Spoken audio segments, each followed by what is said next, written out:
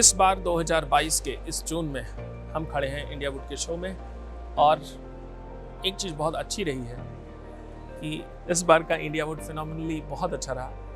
Good turn out, lot of inquiries by people because industry has grown.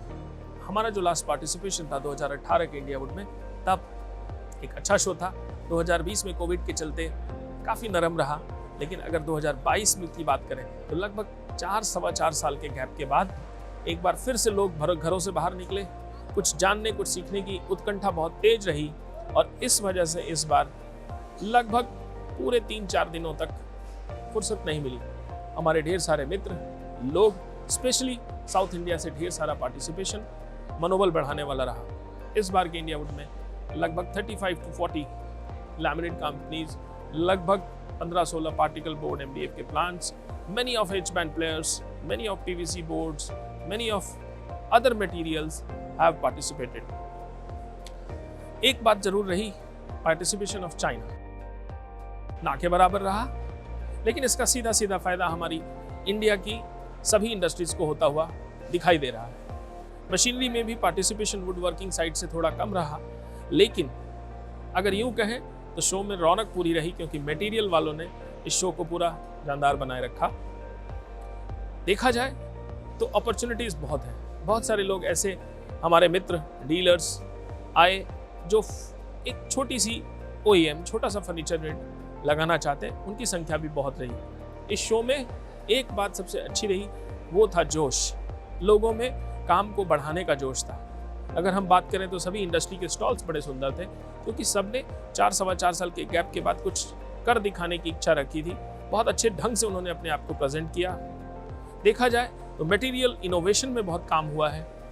Acrylic boards की बात करें, complete एजमेंट की बात करें, टेक्नोलॉजी एडवांसमेंट के साथ साथ डिज़ाइन एडवांसमेंट हुए हैं, और लोगों में एक स्टैंडर्डाइजेशन की फीलिंग आई है। हालांकि बाजार के उतार चढ़ाव से लोग थोड़े से अनसर्टेन दिखे, होप्स इंडियन मार्केट को लेकर पूरी जोर में है। अगर मैं यूं कहूं तो लास्ट 4-4.5 सालों में मार्केट ऑलमोस्ट 60-70% ग्रो हुआ है, चाहे वो फर्नीचर बनाने वाले हो या मटेरियल बनाने वाले हो। ये भी कह सकते हैं कि इंडस्ट्री का साइज तो बढ़ा है, शायद डिमांड उतनी तेजी से नहीं बढ़ी है। अगर इंडस्ट्री का साइज 70% ग्रो हुआ है तो डिमांड शायद 50-40% ग्रो हुई है, जो कि खराब नहीं है। ओवरऑल मैं कहूँ, यहाँ के पूरे सर्वे का निचोड़ पैनल इंडस्ट्री, फर्नीचर इंडस्ट्री, सब कुछ 15 से 20% के बीच में ईयर ऑन ईयर ग्रोथ कर रहा है।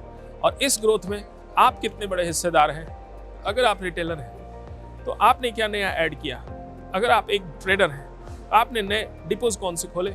अगर आप एक मैन्युफैक्चरर हैं तो आपने अपनी प्रोडक्ट कैटेगरीज में क्या नया एडिशन किया है?